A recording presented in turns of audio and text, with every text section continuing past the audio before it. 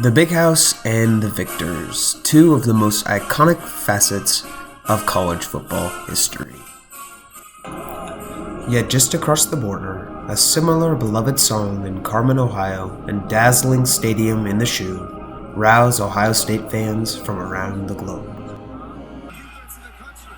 Each year, nearly 200 men line up and battle against one another, a war lasting since they first competed against each other on October 16, 1897. This is the story of the many Ohio men who have spurned their in-state university in favor of the maize and blue. This is the story of how these men have irrevocably changed the game as we know it. This is the story of Ohio Wolverines. Greatest rivalry in all of sports. I hope you're ready to watch the biggest game of the season. It's the world-famous Ohio State to the shoe and the Michigan Wolverines Stadium, and we are ready for the game. So, what are you doing to beat Ohio State today? Michigan makes a stand. Michigan comes up with a milestone playoff victory.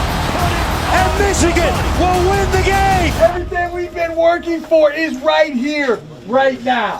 Why not us?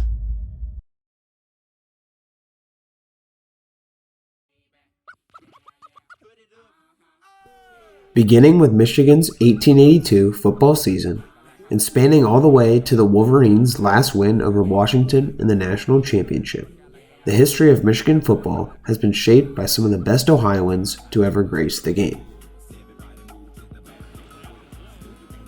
Men like Heisman Trophy winner Charles Woodson, whose 77-yard punt return against OSU in 1997, the only such return of his career, is one of the most iconic and important moments in modern Michigan football history.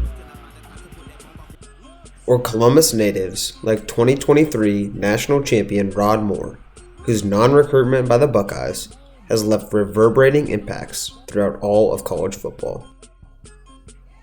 But before we dive deeper into these modern-day Ohio Wolverines, let's rewind a bit. The year is 1882. Just 3 years prior, the club era of Michigan football commenced as the Wolverines defeated Racine College 1-0 in a neutral site affair in Chicago, Illinois. Now, the first Ohio Wolverine in Michigan football history has packed his bags and traveled from Bryan, Ohio to Ann Arbor. Horace Prettyman has arrived. Prettyman was originally born in small-town Ohio in 1857. In his early 20s, he moved from Bryan to Ann Arbor, attending Ann Arbor High for several years until he ultimately enrolled at the University of Michigan.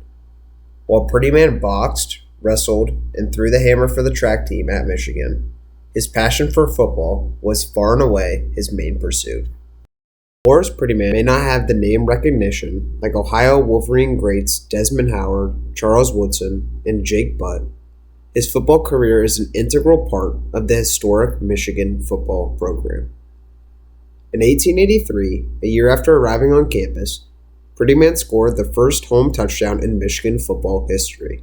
And although Prettyman's first official season in the maize and blue ended with a disastrous 1-4 record, his handling of the team's finances on a 4-game road trip out east that included games against Harvard and Yale was heralded as quote-unquote excellent management by his teammates.